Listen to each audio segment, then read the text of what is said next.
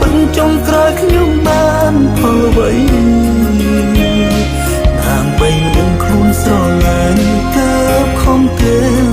យកថ្ងៃដល់ពេលជោគជ័យហេតុអ្វីគ្មានវត្តមានអូ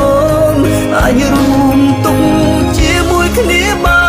នតែមិនអាចរួមសងសានចង់ផ្ដល់ក្រុមយ៉ាងចង់ឃើញស្នាមញញឹម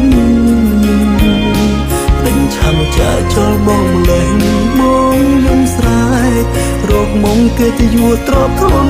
អ្នកជួយខ្ញុំឡើងបានហើយ